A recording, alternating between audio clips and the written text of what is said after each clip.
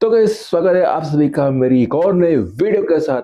तो गाइस हो सकता है इस वीडियो को देखने के बाद कुछ चमचे मुझे इस वीडियो के नीचे कमेंट बॉक्स में भर भर के गालियां दे सकते हैं, क्योंकि ये वीडियो उन लोगों के लिए है जो कि कांग्रेस पार्टी को सपोर्ट करते हैं। क्योंकि कांग्रेस के ही कुछ चमचे ये कहते हैं कि बीजेपी घोटाला करता है, बीजेपी वोट चोरी करता है, बीजेपी ईवीएम हैक कर लेता है और जनता के पैसे लूट के खा जाता है। लेकिन गाइस सवाल यहाँ पर यह निकल के आता है कि क्या इन बातों में कितनी सच्चाई है, क्या इन बातों में पूरी तरीके से सच्चाई है। तो गाइस आज की इस वीडियो में मैं इसी बात पर, इसी टॉपिक पर बात करने वाला हूँ और पूरी काली सच्चाई मैं आपके सामने लाके रखने वाला हूँ। तो गाइस जो चमचे है, जो कि कांग्रेस के चमचे है, वो बहुत वोट चोरी करते हैं। लेकिन भारत के इतिहास में सबसे पहले वोट चोरी किसने की थी, क्या आपको पता है? तो सबसे पहले वोट चोरी की थी नेहरू जी ने। देखिए यहाँ पर नेहरू जी को यहाँ पर सिर्फ एक वोट मिला था और सरदार वल्लभ भाई पटेल को कितने वोट मिले थे? 12 वोट मिले थे।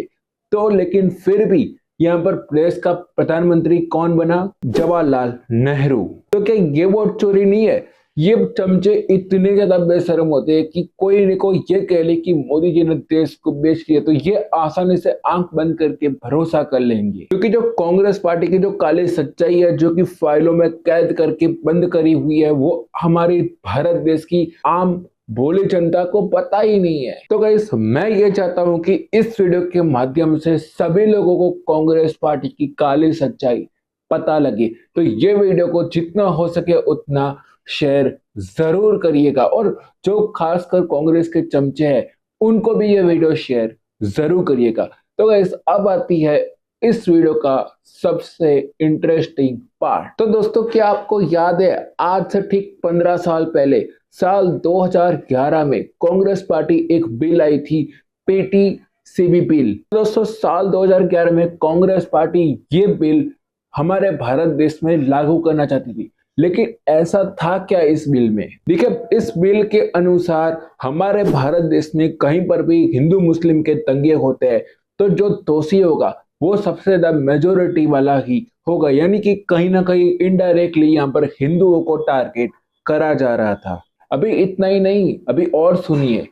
दिन था 7 नवंबर 1966। हमारे साधु संतों और बहुत सारे लोगों ने यहाँ पर गौ हत्या को रोकने के लिए एक गुहार लगाई थी पार्लियामेंट के सामने। और तब सरकार किसकी थी? इंदिरा गांधी की, यानी कि कांग्रेस पार्टी की।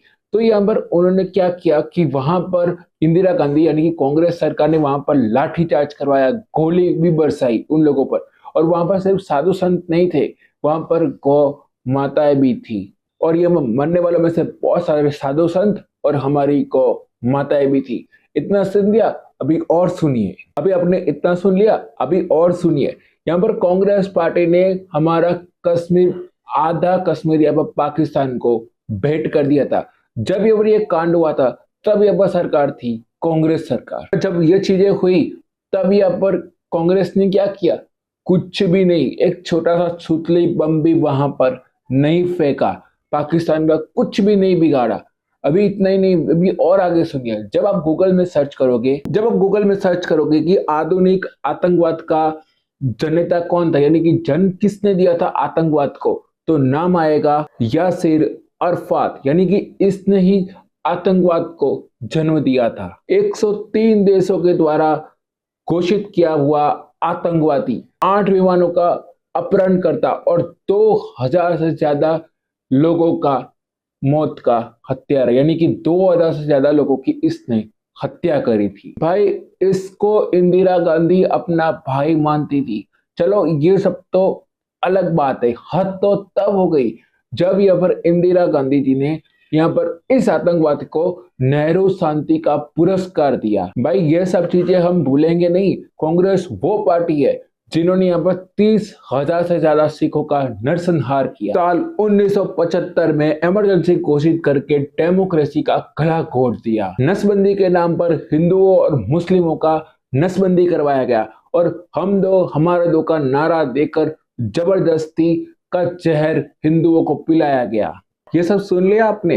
अभी और सुनिए। जो हमारे प्रभु श्री राम है उनको यहाँ पर काल्पनिक बताया, मनगढ़ंत कहानी बताया। और जो हमारा राम सेतु है, जो जो लोग उसको तोड़ रहे थे उनका भी वहां पे उन्होंने समर्थन किया। और जो अमरनाथ यात्रा होती है उन पर यहाँ पर इन लोगों ने टैक्स लगा दिया। और जो 26/11 का हमला हुआ था उसको यहाँ पर हिंदुओं और आरएसएस की चाल बता दिया, यानी कि उन पे उनका हाथ बता दिया, क्योंकि ये जिहादी कसाब अपने हाथ पे कलावा बांध के आया था। तभी तो ये चमचे और इनके अब्बू जान इसको हिंदू ही तो मानेंगे। वो तो अच्छा हुआ इस पुलिस वाले का, जिसका नाम था तुकाराम ओबले, जिन्होंने इतनी गोलियां खाने के बाद भी कसाब को पकड़ा। और दोस्तों इतना ही नहीं, इन कांग्रेस वालों ने रात को 11 बजे कोर्ट खुलवा दिया। पता है क्यों? एक आतंकवादी को बचाने के लिए। ये वही इंदिरा गांधी है जिनको हम आयरन लेडी कहते हैं, लेकिन इनके कान में बहुत बड़े बड़े हैं। और आज के टाइम पर लोग यहाँ पर ये कहते हैं कि मोदी जी ने देश को बेच दिया है, लेकिन इंदिरा गांधी जी ने पूरा का पूरा एक द्वीप यानी कि आइलैंड श्रीलंका को गिफ्ट कर दिया था। ये देश को बेचना नहीं है, कच्छद्वीप का पूरा एक एरिया, एक टापू श्रीलंका को गिफ्ट कर दिया था। कश्मीर का एक हिस्सा जिसको हम आज के टाइम पर एक अक्साई चीन कहते हैं, वो पूरा का पूरा एरिया नेहरू जी ने चाइना को गिफ्ट कर दिया था। अभी इतना ही नहीं, अभी और देखिए, ये एक बार इस इमेज को ध्यान से देखिए। देख लिया आपने इमेज को ध्यान से। अब मुझे पता लगा कि जब हम सब स्कूल जाते थे तब यहाँ पर हमें अकबर महान, बाबर महान क्यों पढ़ाया जाता था, क्योंकि हमारे शिक्षा मंत्री यही थे। अभी इतना ही नहीं, अभी एक बार ये वीडियो देखिए जिसमें मनमोहन सिंह किसके साथ खड़े हैं, वो मैं इस वीडियो की आपको बाद में बताऊंगा। जो मैं अभी वीडियो चला रहा हूँ उसके बाद में बताऊंगा।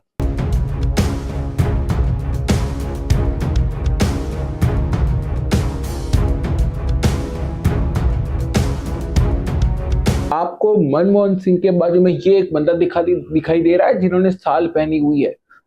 तो ये बंदा कोई आम इंसान नहीं है, ये बंदा एक आतंकवादी है। और इसके बारे में मैं इस चीज को बता चुका हूँ मेरी पिछली वीडियो में। ये वाले वीडियो में मैं आपको बहुत अच्छे तरीके से इसके बारे में बता चुका हूँ। और ये कांग्रेस वाले कहते हैं कि बहुत सारे बच्चों ने यहाँ पर आत्महत्या की है, यहाँ पर सरकार को ध्यान रखना चाहिए था, लेकिन ये तो सिर्फ 1 साल में हुआ है। कांग्रेस ने तो इसका पूरा रिकॉर्ड ही तोड़ दिया था। अब आप लोग कहेंगे कैसे, कि आपके पास कोई प्रूफ है? तो आप लोग मुझसे एक यही सवाल करोगे, साल 2004 से साल 2008 तक 26,913 बच्चों ने यहाँ पर आत्महत्या की। क्या ये आत्महत्या नहीं थी? अगर मैं इसमें कुछ और साल भी जोड़ू, यानी कि साल 2009 से साल 2013 कर दूं, तो यहाँ पर टोटल आंकड़ा आएगा 36,913। क्या ये बड़ा आंकड़ा नहीं है भाई? इसमें भी यहाँ पर इन्होंने रिकॉर्ड बनाया था, घोटालों में कहां से पीछे रहेगी? घोटालों में भी भाई इन्होंने रिकॉर्ड बनाया हुआ है। साल 2008 2G स्पेक्ट्रम कांड, जिसका घोटाला था 1.76 लाख करोड़ रुपए। साल 2009 सत्यम घोटाला 14,000 करोड़ रुपए का घोटाला। उसके अगले साल 2010 कॉमनवेल्थ घोटाला 70,000 करोड़ रुपए। फिर उसी साल सहारा, फिर से उसी साल घोटाला, यानी कि साल 2010 में ही घोटाला किया उन्होंने, सहारा हाउसिंग बॉन्ड घोटाला 24,000 करोड़ रुपए का। फिर साल 2012 वक्फ बोर्ड जमीन घोटाला 1.5 - 2 लाख करोड़ रुपए का घोटाला। फिर से उसी साल यानी कि साल 2012 में कोयला घोटाला 1.86 लाख करोड़ रुपए। उसके बाद साल 2013 शारदा घोटाला 10,000 करोड़ रुपए। फिर साल 2013 शारदा घोटाला 10,000 करोड़ रुपए। फिर उसी साल घोटाला साल 2013 NSEL घोटाला 5,600 करोड़ रुपए का। इतने सालों में ही यहाँ पर इन्होंने एक रिकॉर्ड बना दिया था घोटालों का। और भाई वीडियो एंड करते वक्त मैं बस एक ही चीज कहना चाहूंगा इन चमचों को, क्यों मैं करूं उस पार्टी को सपोर्ट जिसने यहाँ पर एक आतंकवादी को बचाने के लिए रात 11 बजे कोर्ट को खुलवा दिया था? क्यों करूं मैं उस पार्टी को सपोर्ट जिसने यहाँ पर 26/11 के हमले में RSS और हिंदुओं का हाथ बताया? क्यों करूं मैं उस पार्टी का समर्थन जिसने अब वंदे मातरम को राष्ट्रगीत होने से इनकार कर दिया था? कैसे करूं मैं उस पार्टी का समर्थन जिसकी कोई भी रैली में ना वंदे मातरम बोला गया, ना भारत माता की जय बोला गया? कैसे करूं मैं उस पार्टी का समर्थन जिसने अब दूरदर्शन में से सत्यम शिवम सुंदरम का जो नारा था जो एक लोगो था उसको हटा दिया गया। कैसे करूं मैं उस पार्टी का सपोर्ट जिसने पर हमारे 20,000 सिख भाइयों को मरवा दिया था। कैसे मैं करूं उस पार्टी का समर्थन जिसने हमारे प्रभु श्री राम को एक काल्पनिक बताया था, मनगढ़ंत कहानी बताया था। कैसे मैं समर्थन करूं उस पार्टी का जिसने यहाँ पर मुस्लिमों को हज यात्रा करने के लिए पैसा दिया था। कैसे मैं करूं उस पार्टी का समर्थन जिसने यहाँ पर हिंदुओं से टैक्स वसूला था अमरनाथ यात्रा पर। कैसे मैं करूं उस पार्टी का समर्थन जिसने यहाँ पर कश्मीर के 2 बड़े हिस्से पाकिस्तान और कश्मीर को ऐसे गिफ्ट में दे दिए। और यही नहीं, ये सब कहने के बाद, ये सब सच्चाई खोलने के बाद मेरे को कमेंट में कई जगह अंधभक्त आएगा, मोदी का चमचा आएगा, बीजेपी भक्त आएगा। देखिए, मुझे इन सब चीजों से फर्क नहीं पड़ता लोग मेरे को क्या कहते हैं, लेकिन बस मैं अंत में यही कहना चाहूंगा कि अगर आपको वीडियो पसंद है तो वीडियो को लाइक करिए, चैनल पर नहीं तो चैनल को सब्सक्राइब जरूर करिए और यह वीडियो जितनी हो सके उतनी ज्यादा शेयर करिए। तो मैं आपको मिलता हूं नेक्स्ट वीडियो के साथ किसी नए टॉपिक के साथ। तब तक के लिए जय हिंद, जय भारत।